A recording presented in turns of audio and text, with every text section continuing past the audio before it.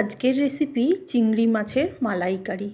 আমি এখানে প্রথমে চিংড়ি মাছগুলোকে ভালো করে ছাড়িয়ে নিয়ে পুরো খোসাটা ছাড়াইনি, মাথার থেকে ভিতরের অংশটা বাদ দিয়ে নিয়েছি আর পাগুলো ছাড়িয়ে নিয়েছি। এবার নুন, হলুদ আর সর্ষের তেল দিয়ে ভালো করে চিংড়ি মাছগুলোকে মাখিয়ে ম্যারিনেট করে নিলাম।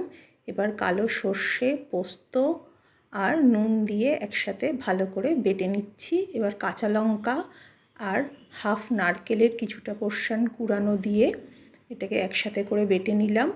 এবার কড়াইতে সামান্য সর্ষের তেল দিয়ে চিংড়ি মাছগুলোকে হালকা করে একটু এপিট ওপিট করে একটু ভেজে নেব, বেশি ভাজবো না, হালকা ভাজা হবে।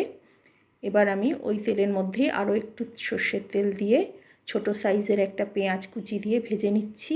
এবার ভাজা ভাজা হয়ে গেলে তার মধ্যে সামান্য একটু আদা দিয়ে দিচ্ছি আর দিয়ে দিচ্ছি বেটে রাখা নারকেল সর্ষে পোস্তর পেস্টটা। এবার অল্প হলুদ আর কাশ্মীরি লঙ্কার গুঁড়ো দিয়ে দিলাম, নুন দিয়ে দিলাম স্বাদ অনুযায়ী আর 1 টিস্পুন চিনি দিয়ে দিলাম। এবার মশলা ধোয়া জল দিয়ে সব কিছুকে ভালো করে কষিয়ে নিচ্ছি। তারপরে ভেজে রাখা চিংড়ি মাছগুলো দিয়ে আবারও সমস্ত কিছুকে ভালো করে কষিয়ে নিলাম। এবার আমি নারকেল থেকে দুধ বের করে রেখেছিলাম, সেই নারকেলের দুধটা দিয়ে দিলাম। এখানে আমি জল দেব না। এবার ভালো করে ফুটিয়ে নিয়ে উপর থেকে গরম মশলা ছড়িয়ে একটু রেখে দিয়ে ঢাকা দিয়ে তারপরে গরম গরম পরিবেশন করে দিতে হবে। নমস্কার।